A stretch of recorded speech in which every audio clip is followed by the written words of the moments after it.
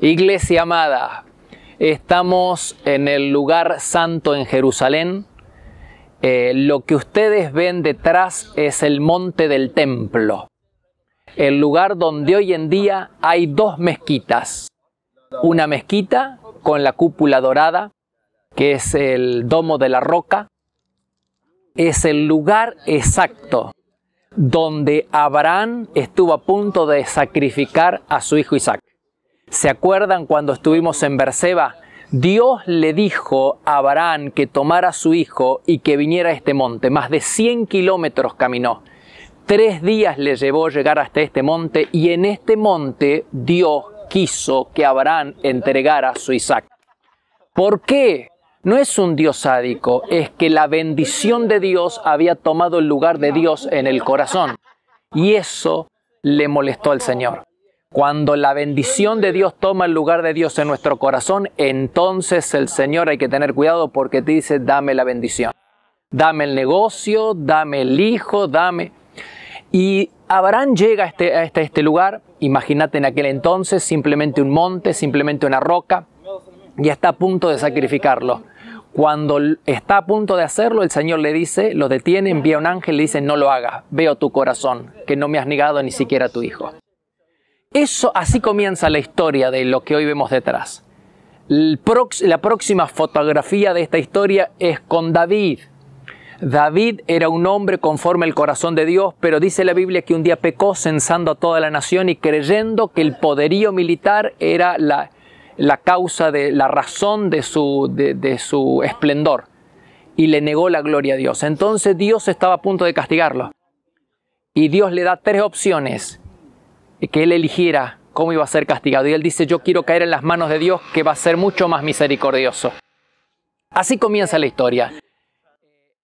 El castigo de Dios consistió en exterminar. Vino el ángel de la muerte y David ve el ángel de la muerte donde ustedes están viendo la mezquita. Ve el ángel de la muerte. Y Dios le dice que ahí levante un altar para el sacrificio.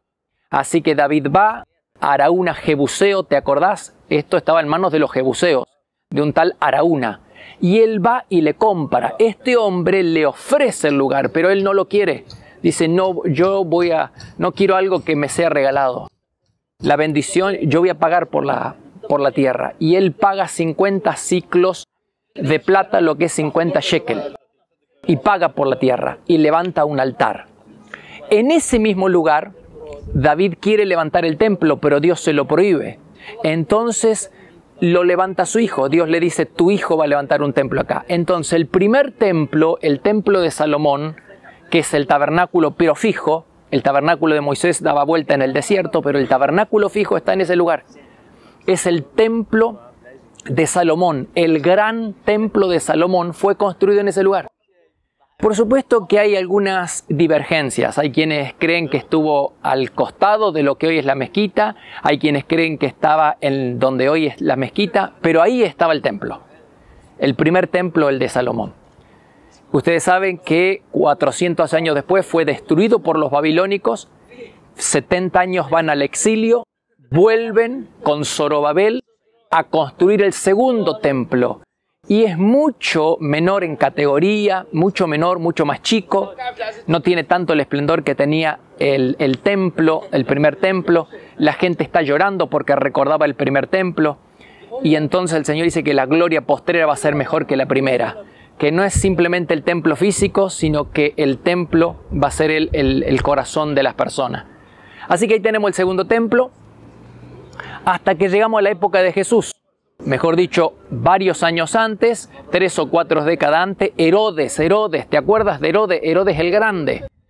Hermosea ese templo, el segundo templo, el de Zorobabel, lo hermosea. Y ustedes van a ver una explanada. Ahora les voy a mostrar fotos. La explanada, eso era una montaña, era un monte, pero era una explanada porque fue rellenado. Fue rellenado. Y ustedes van a ver que hay 4 paredones. 4 paredones. Eso está construido por Herodes. 4 paredones para que no se caiga la explanada. Y uno de esos paredones es el muro de los lamentos. El muro de los lamentos no es un paredón del templo, sino de la contención de la explanada del templo, donde los judíos vienen para rezar, para poner papelitos. Ahí está en el muro de los lamentos. Así que ahí tenemos el tercer templo, que es el de Herodes, o segundo templo hermoseado, que es el de Herodes, destruido en el año 70. En el año 70 va a ser totalmente destruido, cuando vienen los romanos. Hasta el año más o menos 600, donde vienen los musulmanes y levantan la mezquita. Esa mezquita que ustedes ven es del año 600. Ahí se cree que Mahoma tuvo una visión, que se encontró con Moisés y que recibió, y entonces por eso los musulmanes consideran ese lugar el tercer lugar más importante para ellos, es en Jerusalén. Así que es una capital mundial realmente Jerusalén, porque las tres religiones más importantes, que es el cristianismo, el judaísmo y los musulmanes, tienen su sede acá. Muy cerquita de acá, acá sucedió todo lo que tiene que ver con Jesús. Van a ver una imagen de Jesús que fue apresado en el Getsemaní, donde estamos nosotros, el Monte de los Olivos. Fue apresado en el Getsemaní. Ahora va a haber una foto para que ustedes vayan a ver que Jesús fue trasladado a la casa de Caifás, el sumo sacerdote. Él tenía el poder para matar a las personas si quería. Era un juicio religioso, podía haberlo matado a Jesús, pero no quiere. ¿Por qué? Porque Jesús tiene muchos seguidores en Galilea. Y eso le va a restar entradas en el templo, le va a restar prestigio social, político, económico. Entonces quiere que los romanos se hagan cargo. Así que lo manda ¿a dónde? A la fortaleza Antonia, donde estaba Pilatos. Pilato dice no, que lo juzgue Herodes, entonces lo manda al palacio de Herodes, que Herodes el hijo de Herodes el Grande, Herodes Antipa, estaba porque era la Pascua, estaba en la ciudad, así que lo manda al palacio de Herodes. Herodes dice yo no tengo jurisdicción acá, se lo vuelve a mandar a Pilato, y entonces ahí comienza lo que es la Vía Dolorosa, recibe la aprehensión romana y va al Gólgota, que ustedes van a ver una imagen, que está en uno de los montes muy cercano acá a Jerusalén. Y ahí sucedió todo eso, sucedió acá todo eso. Ahora, si ustedes miran el Gólgota, y quiero una reflexión final, miren el Gólgota, miren el lugar donde pusieron a Jesús. Por favor, observen, trasládense en el tiempo, 2000 años atrás, vean las tres cruces, Jesús y los dos malhechores, vean al que está siendo crucificado en medio, y díganme qué ven. Les pido por favor, en la imaginación viajemos 2000 años. Vayamos al Gólgota, donde Jesús está siendo crucificado. Hay tres cruces, dos a los costados, Jesús está siendo crucificado en medio. Y recuerden las palabras que dijo Pilato, he aquí el hombre. Y díganme qué ven. Por favor, reflexionemos un minuto, díganme qué ven. ¿Qué ven en esa cruz? No me digan que lo que ven es un hombre ensangrentado, porque no estarían viendo realmente lo que está sucediendo. Es mucho más que un hombre ensangrentado. Lo que nosotros vemos en esa cruz, por lo menos a mi entender, son dos cosas. Uno es el poder del pecado. Hermanos, lo que vemos en esa cruz es el poder del pecado. Lo que no pudo lograr Satanás, lo que no pudo lograr los demonios juntos, el infierno no lo pudo lograr. Lo que no pudieron lograr los principales líderes religiosos, lo que no pudo lograr con Jesús en el desierto donde lo tentó 40 días, lo logró el pecado. El pecado rompió la comunión que Jesús tenía con el Padre. El diablo lo intentó en el desierto, lo intentó muchas veces y no lo logró. El infierno juntos no lo lograron. Los principales líderes religiosos no lo lograron. Los romanos no lo lograron. El único que logró romper la comunión de Jesús con el Padre es el pecado. Hermanos, entendamos, no hay nada. El enemigo número uno de los cristianos, el enemigo número uno no es el gobierno, no es Satanás, es el pecado. El pecado tuvo el poder, es tan grande el pecado, que tuvo el poder de separar a Cristo de su Padre. Y la segunda gran cosa que vemos en esa cruz no es simplemente un hombre ensangrentado, no es simplemente el poder del pecado, sino el poder del amor de Dios. Vemos el poder del pecado, pero también vemos el amor de Dios. Dios entregando a su único Hijo para la salvación de toda la humanidad. No hay otro lugar en el planeta donde pueda, es cierto que si nosotros miramos las estrellas, leeríamos amor, amor, amor. Es cierto que si miramos a la naturaleza vamos a ver el amor de Dios, pero no hay otro lugar más que en la cruz, en el Gólgota. No hay otro lugar donde nosotros podamos ver tan tangible el amor de Dios que en la cruz del Calvario. Dios entregando a su Hijo entregando su propia vida. ¿Para qué? Para que nosotros pudiéramos tener salvación. Hermanos, no perdamos el mensaje de la cruz. No perdamos el mensaje en el Gólgota. No mires simplemente un hombre ensangretado. Ve que ahí hay amor. Por un lado está el poder del pecado. Alejémonos del pecado. Alejémonos de todo aquello que puede romper nuestra comunión con el Padre. Y veamos el gran amor de Dios por todos nosotros. Que Dios te bendiga.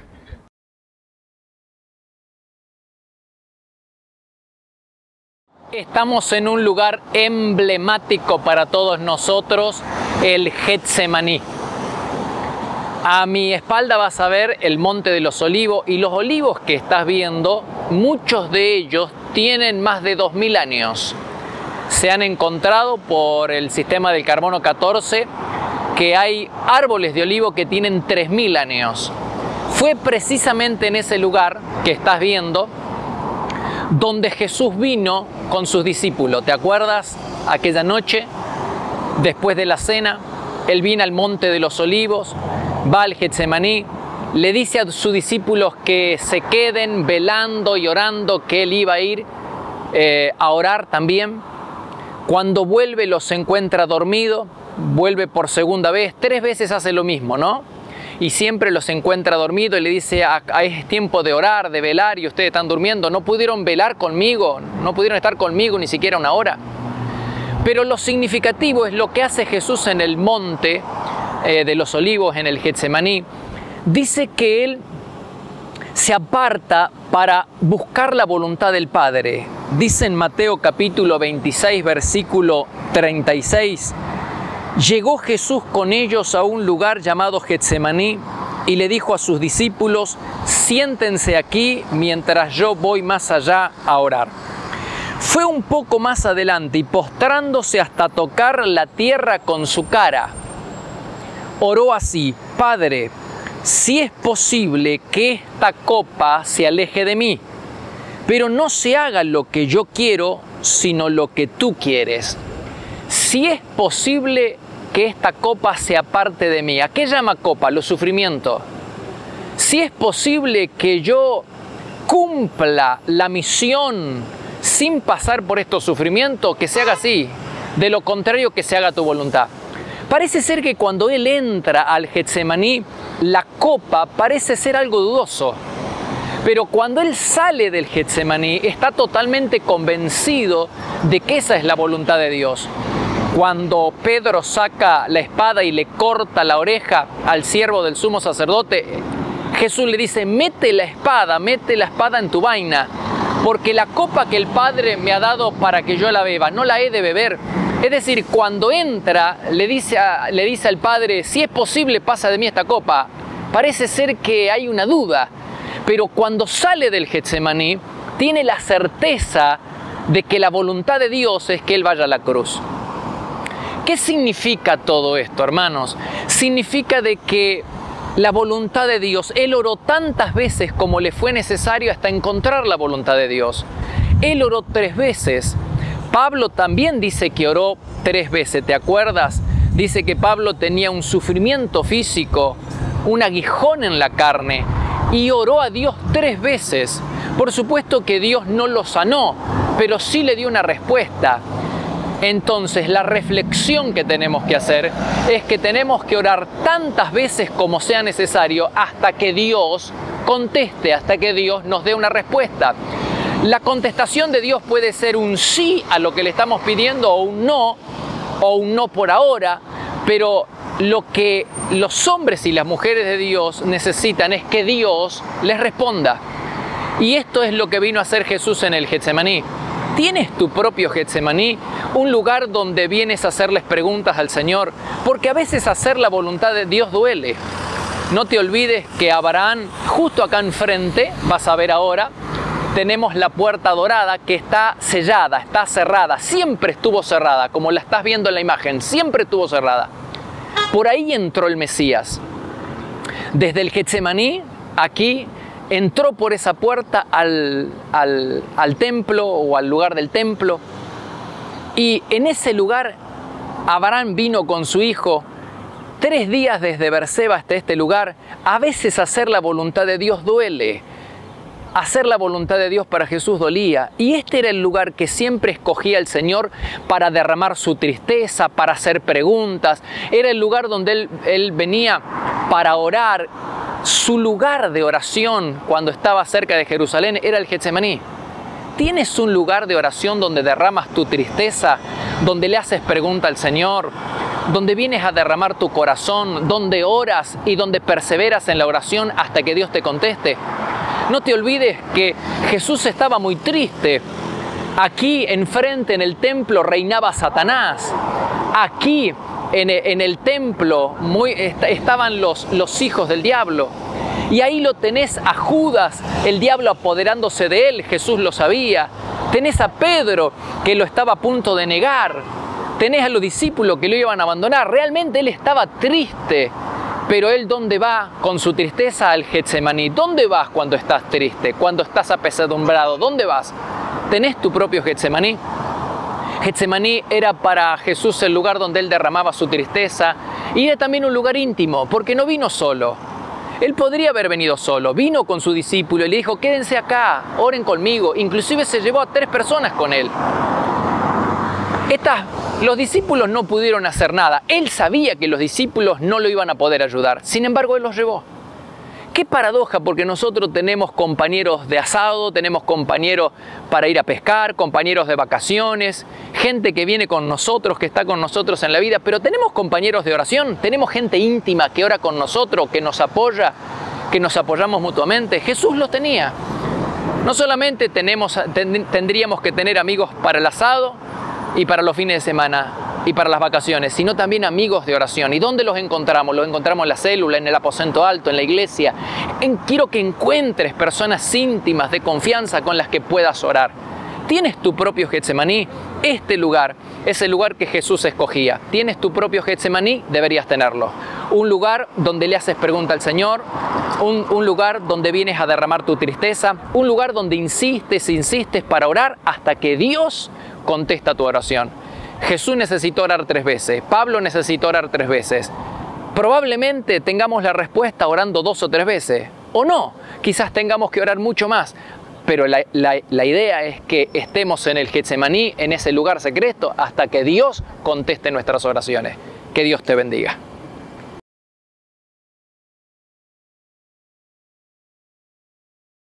Iglesia, estamos en el jardín de la tumba, en el lugar de la calavera. La calavera es porque el Gólgota es la calavera, era un lugar, ahora van a ver una foto, un lugar donde parece una calavera. Se cree con total probabilidad que en este lugar el Señor fue crucificado y que fue sepultado. Van a ver el lugar donde lo pusieron. Y quiero que leamos un pasaje que está en Marcos capítulo 16. Dice, cuando pasó el sábado, María Magdalena, María la madre de Jacobo y Salomé, compraron especies aromáticas para ir a ungir el cuerpo de Jesús. Muy de mañana, el primer día de la semana, se dirigieron al sepulcro. Iban diciéndose unas a otras, ¿quién nos quitará la piedra de la entrada del sepulcro? Pero al fijarse bien se dieron cuenta de que estaba corrida. Al entrar en el sepulcro vieron a un joven vestido con un manto blanco, sentado a la derecha, y se asustaron. No se asusten, les dijo, ustedes buscan a Jesús el Nazareno, el que fue crucificado. Ha resucitado, no está aquí. No está aquí. La gloria de esta tumba es que está vacía. La gloria de esta tumba es que está vacía. Puede verse el cuerpo momificado de muchos líderes de muchas religiones en el mundo. Lo que nadie puede exhibir es el cuerpo del Señor Jesús, porque, como estamos viendo, no está aquí. Y si bien es cierto que Dios es omnisciente y omnipresente y está en todas partes, sin embargo hay lugares donde no está. Por ejemplo, Jesús no está en la cruz. Es un error llevar una cadenita, una cruz con un hombre crucificado, porque Él no está en la cruz. ¿En dónde más no está Jesús? Jesús no está en la tumba. Estuvo en la tumba, porque el texto bíblico dice de que José de Arimatea fue a Pilato a pedirle el cuerpo y se lo entregaron. Y él lo puso en el sepulcro. Estaba, pero no está más. Así que no está en la tumba, no está en la cruz. ¿Y dónde más no está Jesús? Jesús no está en los templos. Dios vivía en el templo, como lo vimos en el tabernáculo, como lo vimos en el templo, en el lugar santísimo, era el lugar de la habitación de Dios, pero ya hoy no vive en el templo, por lo menos un templo hecho humano, sino en un templo que somos nosotros, la casa espiritual. Así que hay 3 lugares donde Dios no está. Dios no está en la cruz, Dios no está en los templos y Dios no está en la tumba. La gloria de este lugar es que no hay nadie, que está vacía. Sería una tragedia para nosotros. El cristianismo se vendría abajo. Hermanos, el cristianismo se vendría abajo si encontráramos una tumba con Jesús adentro. Ese hombre que fue crucificado, el Hijo de Dios, Dios entregó a su Hijo, se encarnó, pisó esta tierra, fue a la cruz, murió en nuestro lugar, pagó por cada uno de nosotros. Lo pusieron en una tumba, pero no está en la tumba.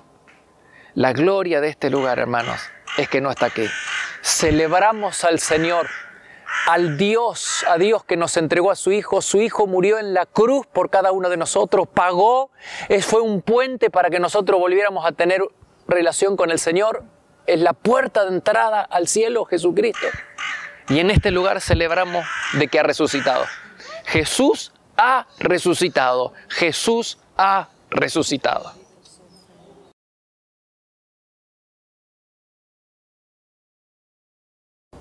Iglesia amada, estoy en Jafo, lo que antiguamente se llamaba Jope. Seguramente recordarás el nombre de la ciudad donde Pedro recibió la visión de una sábana que descendía del cielo lleno de animales inmundos en Hechos capítulo 10. Aquí estuvo el apóstol Pedro, detrás de mí, en esa iglesia que ustedes ven, que es la iglesia a San Pedro, es una iglesia católica.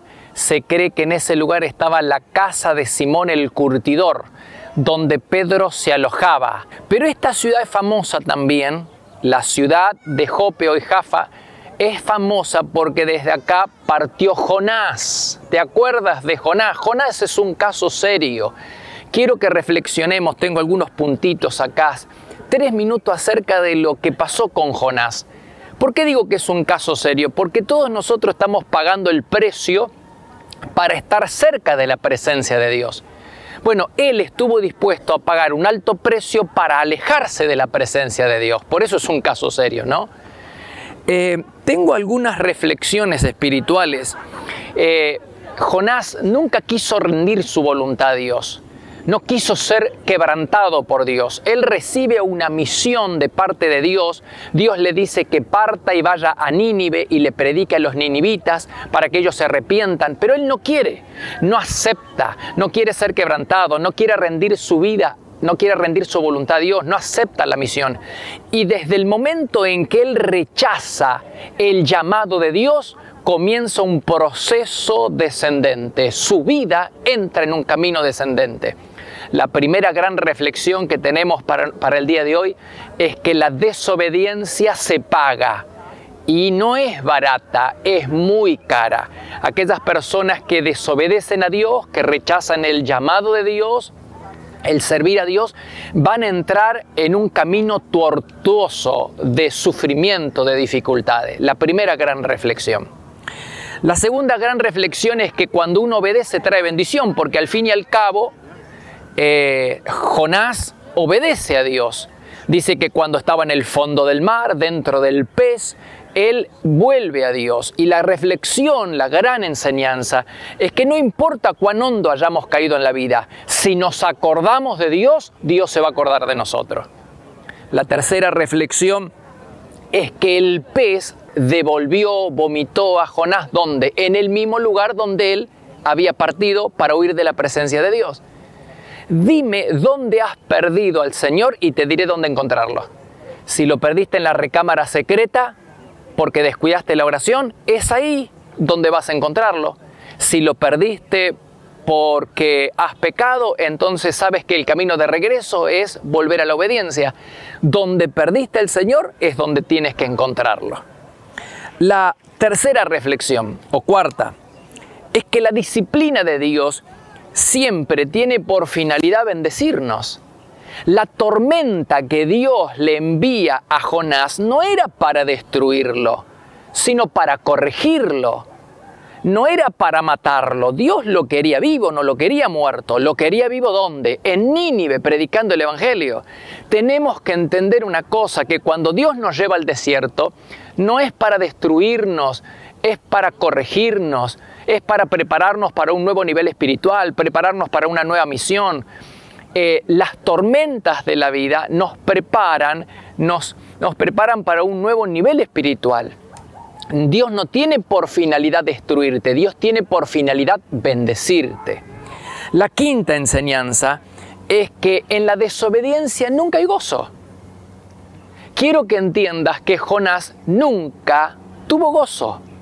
Las personas que rechazan servir a Dios, las personas que rechazan el llamado de Dios, que no quieren ser santos, nunca pueden estar gozosas. Tenemos que entenderlo. El gozo proviene de la obediencia a Dios. Cuando uno desobedece a Dios, no puede tener alegría, no puede tener gozo. La sexta reflexión es que la desobediencia es el peor negocio de la vida. ¿Qué es lo que perdió Jonás desobedeciendo a Dios? Perdió todo. Perdió la familia, perdió el trabajo, perdió dinero, perdió la relación con Dios y terminó perdiendo ¿qué cosa? El ministerio. Terminó perdiendo el ministerio.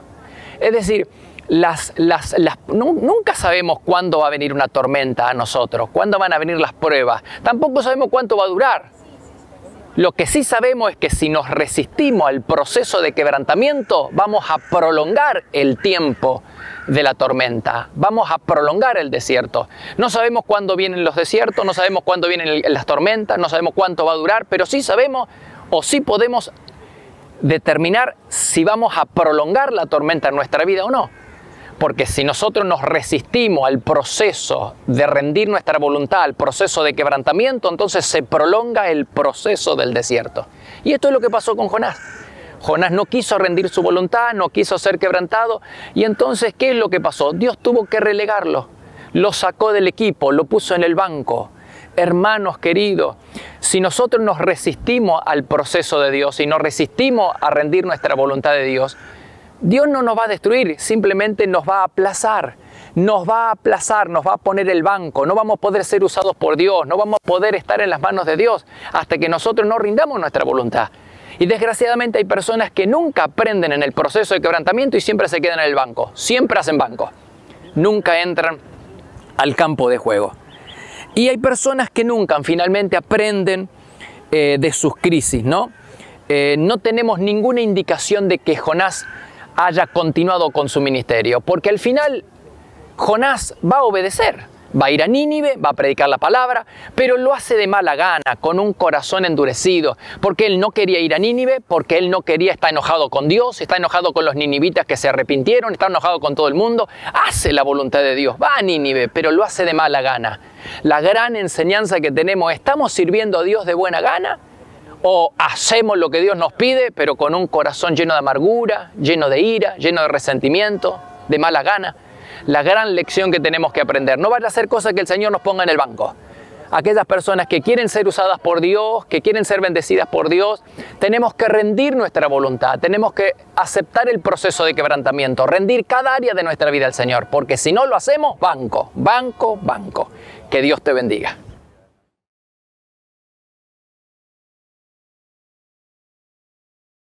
Estamos en la cima del Monte Carmelo, uno de los lugares más representativos, significativos del Antiguo Testamento, donde el profeta Elías hizo descender fuego del cielo. Es uno de los montes más altos. Ahora van a ver algunas imágenes porque desde este lugar uno puede ver todo el ancho del país. Van a ver que muy cerca de nosotros está Cesarea y detrás de Cesarea está el mar Mediterráneo. Y a lo que es mi espalda van a ver que está allá Jordania. Así que van a ver el ancho del país. Y fue en este monte donde Elías desafió a Acab. Acab era el rey de Israel, pero junto con su esposa mantenían un culto idolátrico. 450 profetas de Baal, 400 profetas de Acera, 850 profetas que habían sido desafiados ¿por quién? Por Elías, para que demostraran al pueblo quién era el Dios verdadero. Planteó un desafío, hacer descender fuego del cielo, y te acuerdas todo un día pidiendo a Baal que hiciera descender fuego, y en tono sarcástico, burlón, diciéndole dónde está el Dios de ustedes, quizás está en el camino, quizás está en el baño. La cuestión es que él hizo descender fuego en este lugar. Ahora, lo que me llama la atención y la reflexión espiritual es que el pueblo estaba acampado en los alrededores, en la ladera de este gran monte. Aquí está el profeta Elías haciendo descender fuego del cielo, y entonces al final del día hubo un avivamiento. Toda la nación dice que se postró rostro en tierra y reconoció que Jehová era el verdadero Dios. Imagínate ese cuadro. Un avivamiento de repente, una predicación que trae a toda una nación a Jehová, trae toda una nación a Dios.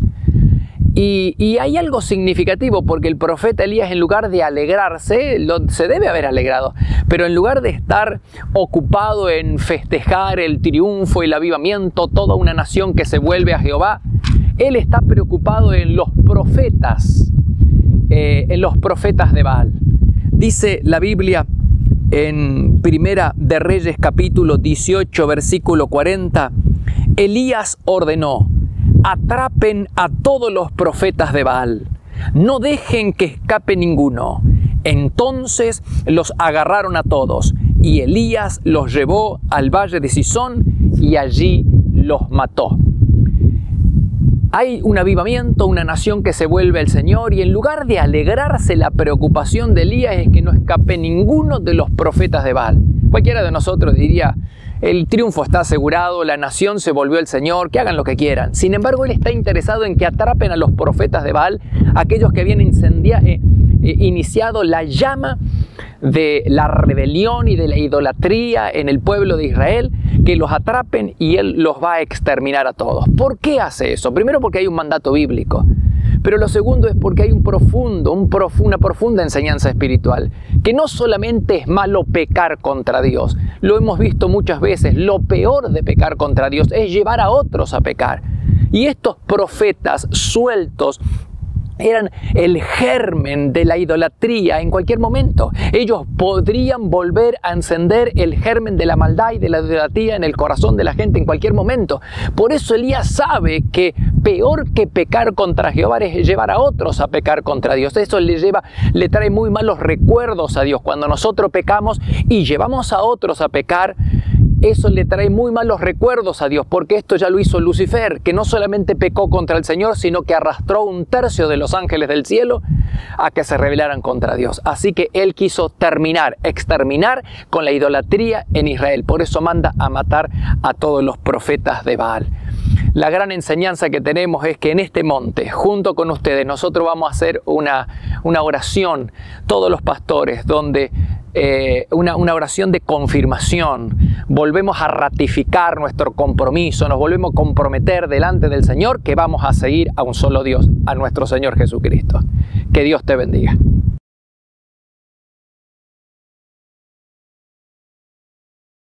Amada Iglesia, qué privilegio para mí saludarles desde este lugar, un lugar emblemático bíblicamente hablando. En este sitio desde el que podemos tener una vista panorámica, casi una vista aérea desde la que tendríamos, por ejemplo, desde un avión. Podemos ver todo el ancho de Israel y detrás, allá, tenemos el monte Tabor, el monte de la Transfiguración. Más atrás, cubierto ahora con nieves, en las primeras nieves que han caído en este invierno, el monte Hermón, dividiendo Israel de Siria y del Líbano. Es un lugar muy especial en el que estuvo, como el pastor ya les habló, Elías desafiando a todos aquellos que practicaban la idolatría y que estaban a la cabeza de este movimiento, como es el rey Acab y su esposa Jezabel. Y a mí me gustaría agregar tal vez algunas enseñanzas muy cortitas respecto de Elías. La primera enseñanza es en Primera de Reyes capítulo 17 versículo 1, cuando se presenta en la Biblia a Elías, solo se dice su procedencia. Se dice que es de Tisbé de Galaad y no se agrega nada más. Y él recibe una palabra y se presenta delante del rey Acab con esa palabra de que no iba a llover.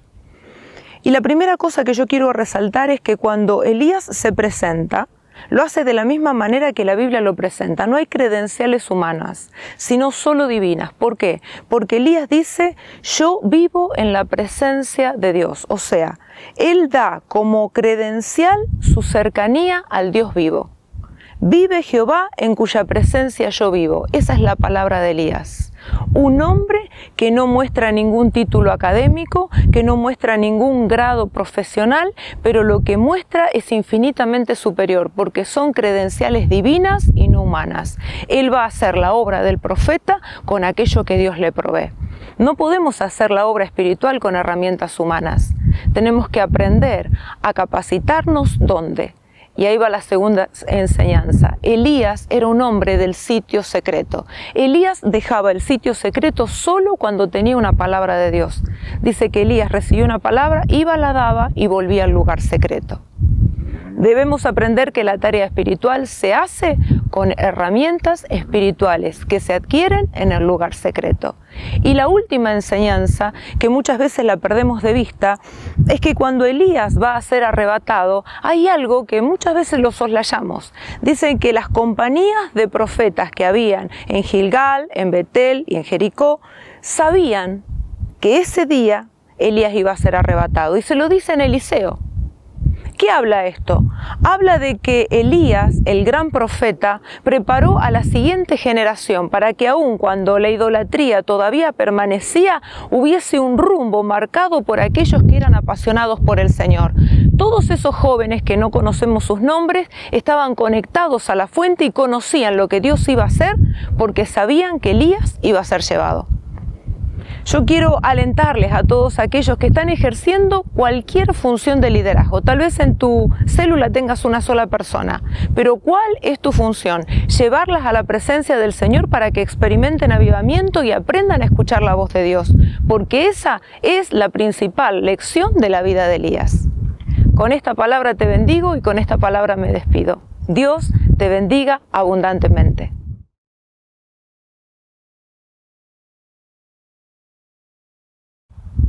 Este lugar es muy significativo porque acá estuvo la presencia de Dios. Estuvo, pero no está más.